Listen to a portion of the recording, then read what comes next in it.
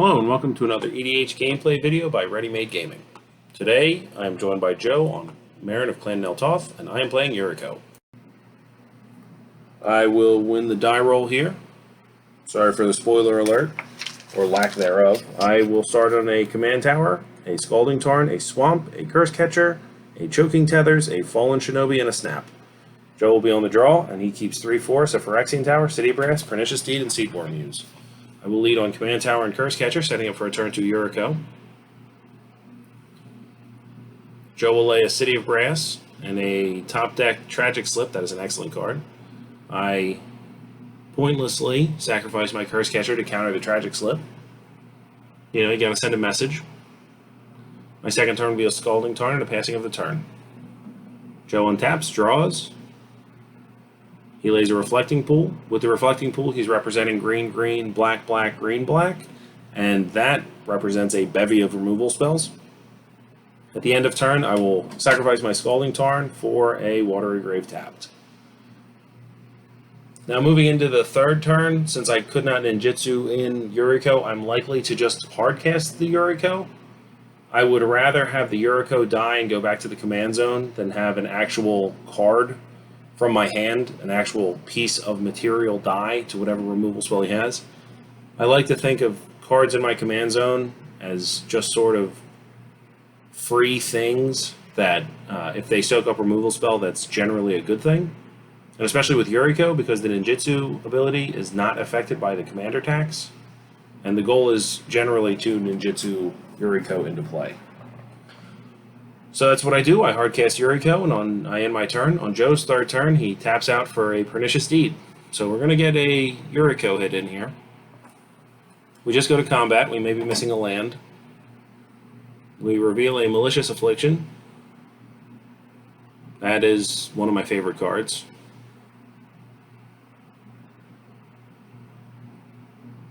That's a Triton Shore Stalker. That is not one of my favorite cards. That is the 1/1 unblockable creatures are a cost to playing this deck for sure.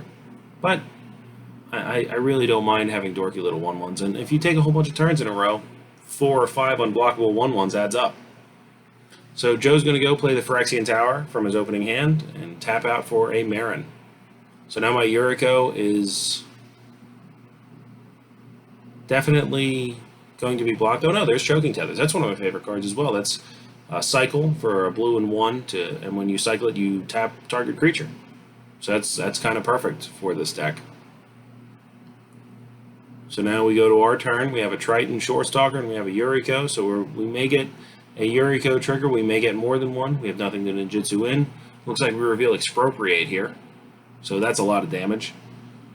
We're going to catch up on our life totals. We have not been counting the times that Joe has tapped that City Brass against him, but he's an honest player, and he corrects our error.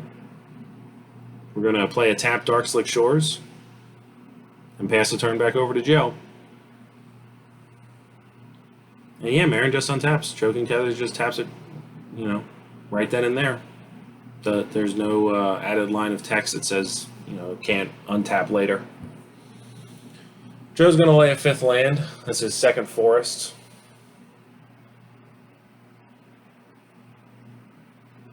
Looks like he's considering whether he wants to activate his Pernicious Deed now.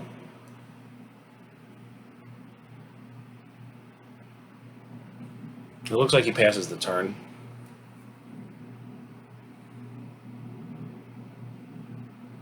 End of turn, I take a pause. That could just be some posturing. Generally, when you're playing instant speed spells, whether they be removal spells or interaction of any sort, even if you don't have anything, you kind of want to take a moment to pause every now and then. I learned that the hard way. I was playing against a Delver player that picked up on the fact that I'm still relatively new to Legacy, but when I was very new to Legacy, I missed a number of sort of obvious tells, and I got misled.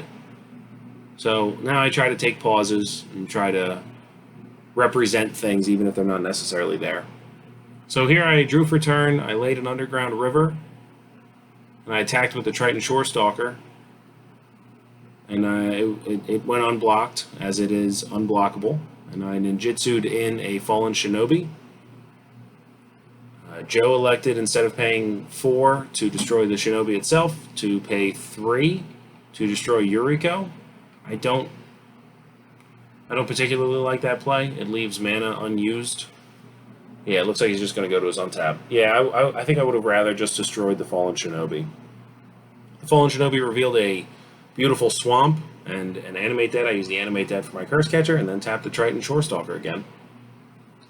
Joe is going to tap out here for an Ob Nixilis Unshackled, and that card has a rules text box that I have probably read and been told what that card does about 20 times in my life, and I still have not a very clear idea of what it is. Something with searching and a bunch of life is lost. Basically, just don't crack your fetch lands, don't Demonic Tutor. So here we go, I'll untap most of my things. The Fallen Shinobi knows he's going to get in there, so he's just staying tapped. Oh, we untapped him. We picked him back up, as it were. He's about to be fallen again, I think.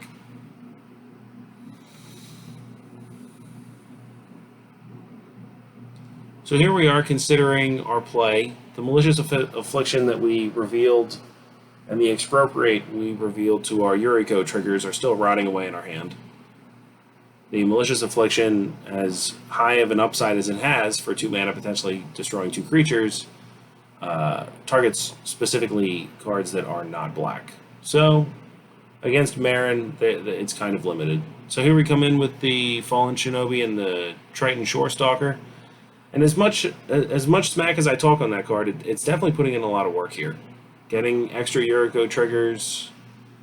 The Fallen Shinobi got me 5 damage plus an Animate Dead on a Curse Catcher. And the Curse Catcher at this point is really just insulating me from Fleshbag Marauder or Merciless Executioner type effects, of which Joe has plenty. It is nothing... It is really nothing for Joe to lock people out of the games if their decks are creature-based by getting a Meren, sacrificing creatures, getting experience counters one way or the other, much like he is now, and putting a Fleshbag onto the field, sacrificing the Fleshbag, getting the 3rd token, or getting the 3rd experience counter, and then every turn you're getting Fleshbagged at least once. So here I am faced with the circumstance of seeing Fleshbag, exactly that circumstance, with Fleshbag on the stack. It would put Joe at a 3rd experience counter. So my first thought was to use the counterspell in my hand, the counterspell proper, just to counter the Fleshbag. But I think one of the big draws to this deck is it is basically just a tempo deck. So if I can coerce Joe by snapping back his Meren, then the Fleshbag resolves. I'll sacrifice... I could sacrifice Yuriko here, but I'd rather just sacrifice the Curse Catcher, get it out of the way. The reason I can sacrifice Yuriko is because that leaves Curse Catcher on the battlefield to be ninjutsu'd for, or ninjutsu material for Yuriko back from the command zone. But getting him to tap out, getting Joe to tap out here for a Meren allows this counter spell to eat his entire turn. Leaves the battlefield clear. It keeps the 3rd experience counter off of that wonderful token on the top right of Joe's mat. Yuriko gets in there again. Free shots, free cards. We reveal a Bloodstained Mire. Sacrifice the Bloodstained Mire immediately. Must have big plans for this card. That's a swamp, a very basic swamp.